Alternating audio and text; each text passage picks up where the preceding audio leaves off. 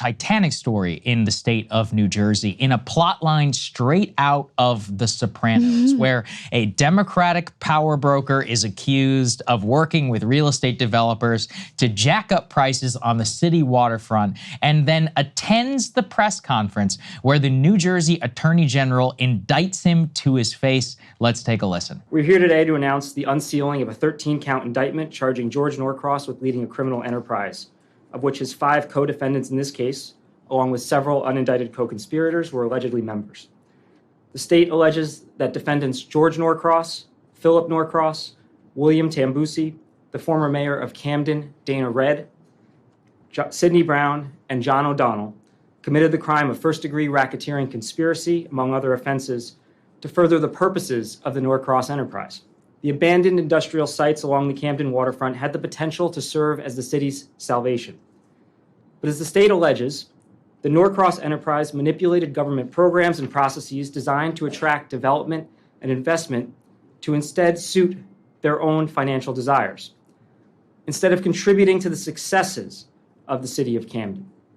Through a series of criminal acts alleged in the state's case, the Norcross enterprise took the Camden waterfront all for themselves. As George Norcross himself allegedly said, quote, "This is for our friends," end quote. This is for our friends. The details of this are nuts. Let's put this up there on the screen. It is so funny. In this recorded phone call, he literally has a developer who asked him on the phone, "Are you threatening me?" And he says, "Absolutely." Recorded phone call. And look, let me just repeat, like this quite literally is a plot line out of The Sopranos. The indictment accuses Mr. Norcross of bullying rival developers who were trying to capitalize on a push to revitalize the waterfront in Camden, a poor city outside of Philadelphia, long plagued by violent crime. And they talk about how he showed up to the press conference. Like I said, we have a photo of that actually, if we want to put that. Look at him. Amazing. He's right there. He's in the front row. Also, as he gets indicted. Socks, yeah, I know. This is like, I don't know what's happening in this country, but whatever. He's bringing he lives in Florida right now, so apparently he's bringing his Florida bullshit to New Jersey. That's not how we dressed in our suits here on the East Coast, Mr. Norcross. But, you know, what we see here is that Norcross basically controlled the state for 20 years. He was reportedly, quote, a close friend of House Speaker Nancy Pelosi and also a member of Mar-a-Lago. I mean, this is the epitome of the wheeler dealer, the state of New Jersey, never elected to anything. He's super close to Chris Christie, too. Super close to Chris Christie. He knows everybody who is in the state, has helped half the governors of the last 20 years get elected, and he's milked them for millions and millions of dollars.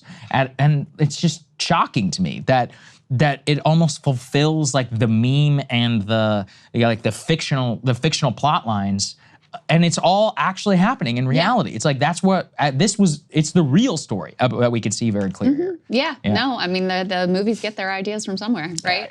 We actually just finished rewatching Sopranos, so good. Straight out of there. It 10 times. Oh, it is so great. Yeah. We watched Boardwalk Empire this year as well. Great show. Straight out of there as well. Yeah. This corruption deal straight out of there as well. The Wire.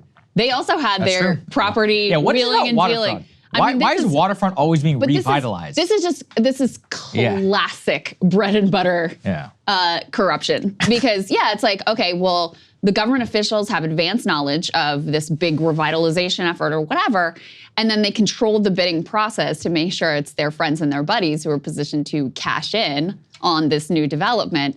And this guy got away with it for years because he was buddies with Chris Christie, and he was buddies with the Democrats, and he was buddies with Nancy Pelosi. He was connected across, he was truly bipartisan, real unifier across both the parties, even though obviously because Democrats usually are in control in New Jersey, he's more closely affiliated with the Democratic Party. He was this like South Jersey power broker, again, cross the aisle. It was only when he sort of got crosswise with the new administration that suddenly this became an issue. And so he and the current governor, Phil Murphy, apparently they were at it. And then this attorney general who's, announcing this prosecution, they had issues with each other. Now, reportedly, according to the news article that I read, he and Phil Murphy, though, the governor, have reportedly reconciled. And perhaps part of why is because Phil Murphy is now doing his own tax credit development scheme. So maybe he doesn't want to be so critical of what was going on here with Norcross at this point, now that he may also be vulnerable to these charges of political favoritism, just suggesting that that could be something that's going on in the background here, not too sure. It's like, is it possible to do business in this state and just not? Yeah, he's doing business. You know, yeah, it's like, he's can doing we business. just do business in this state and people can get elected and people don't have to be constantly bilking water. At this point, any waterfront development, I'm like, this is a scam. Like anything that's happening in front of this thing. So anyway. Donald Trump might have something to say about that, Saagar. Yeah, well, certainly. A spokesperson for Mr. Murphy said the governor had no comment. In addition to Mr. Norcross, his brother was also charged, again, fulfilling the meme. His lawyer was charged, the CEO of the, quote, Camden Community Partnership, a chief executive of the trucking and logistics company, and someone who had been in the executive leadership of residential development. Yeah. So again, literally out of the mob. You have trucking and logistics, you have waterfront development, real estate, you have tax dollars being illegally, allegedly funneled across, and then you have this man who is so flagrantly like working the system that he shows up to his own indictment press conference. And remember with Menendez got off. You know, this guy, he's got a lot of strings. He's probably got a lot of judges on the bench. I wouldn't count him out just yet. This is a state case, is on his turf. Yeah, you he never may know. survive. You never know. He's got a few million in the bank, you know, probably cost $2 million to defend. He's probably made 20 million or whatever off the deal.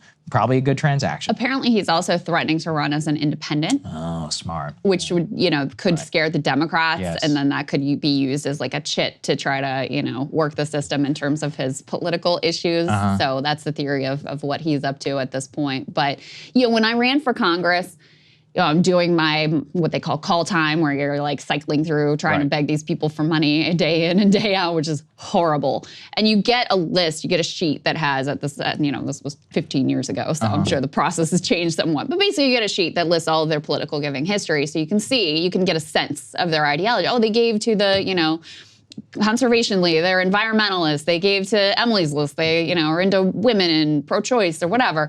And you can see what Democrats they gave to or Republicans. And I was so naive at this point.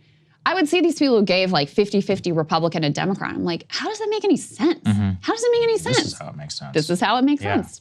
And it was a lot of times, it would be like developers, because they want to be connected and have access and have that forward knowledge, that insider knowledge of what's coming up. They want to be in line to get, priority picking when there is a bidding contract process, or when you've got the opportunity to get these tax credits, et cetera. They want to be the front of the line. They want you to pick up their calls, they don't care whether you're a Democrat or a Republican. They're a member of the Green Party, but not the one that Jill Stein is affiliated with, the one that is the color of our money.